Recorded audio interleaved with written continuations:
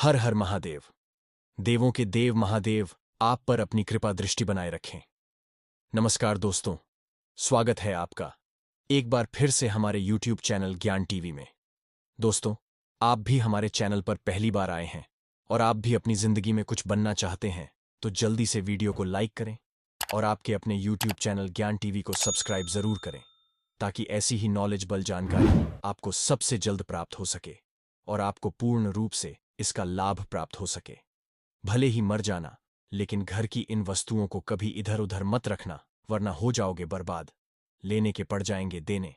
दोस्तों, वास्तुशास्त्र के हिसाब से घर की हर छोटी बड़ी चीज रखने की अपनी अलग अलग दिशा निर्धारित होती है। प्रिय मित्रों, गुरुजी कहते हैं कि शास्त्रों में घर के अंदर और बाहर रखी जाने वाली प्रत्येक वस्तु के लिए नियम बनाए गए हैं।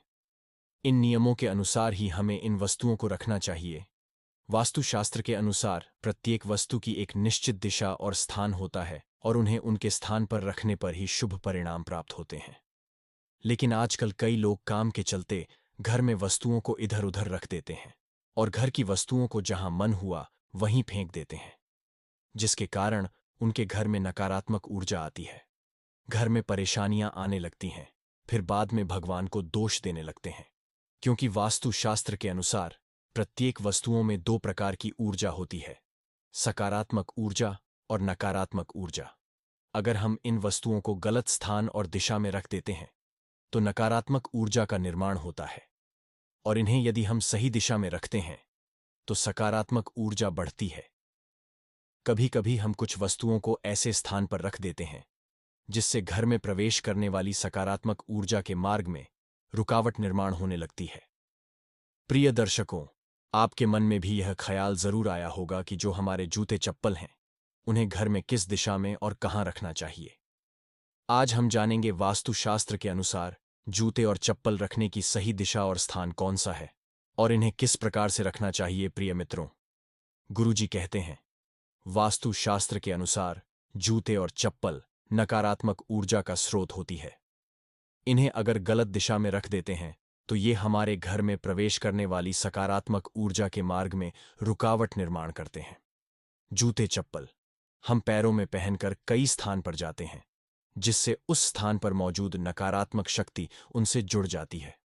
साथ ही हमारे शरीर के भी नकारात्मक ऊर्जा हमारे पैरों के द्वारा हमारे जूते में के शुरू होने लगती हैं।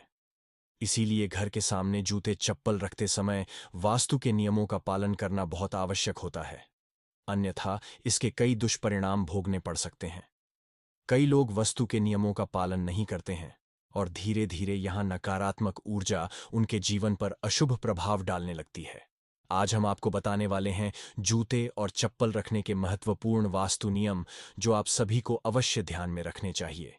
तो चलिए जान लेते हैं वह कौन से नियम हैं। सबसे पहला नियम, बिखरे हुए जूते चप्पल।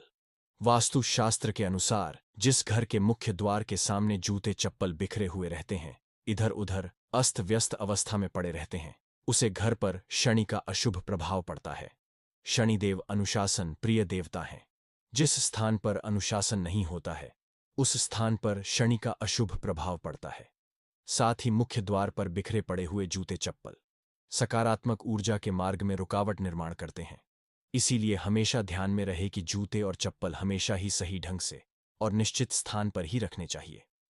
घर के सामने उल्टे सीधे पड़े जूते चप्पल नकारात्मक ऊर्जा निर्माण करते हैं। जूते चप्पल कभी भी उल्टे और बिखरे हुए नहीं रखने चाहिए। जूते चप्पल व्यवस्थित ढंग से ही रखना चाहिए। दूसरा नियम, अगर आपके घर में खराब, फटे हुए अथवा पुराने जूते चप्पल पड़े हैं जिनका आप इस्तेमाल नहीं करते हैं तो उन्हें तुरंत ही घर से बाहर निकाल देना चाहिए। वास्तु के इन नियमों को अच्छी तरह से ध्यान में रखिए कि पुराने जूते चप्पल कभी घर के किसी कोने में जमा करके न रखें। यह आपके लिए बहुत बड़ी समस्या खड़ी कर सकती है। तीसरा नियम, वास्तुशास्त्र के अनुसार घर में जूते और चप्पल के लिए एक निश्चित स्थान होना चाहिए।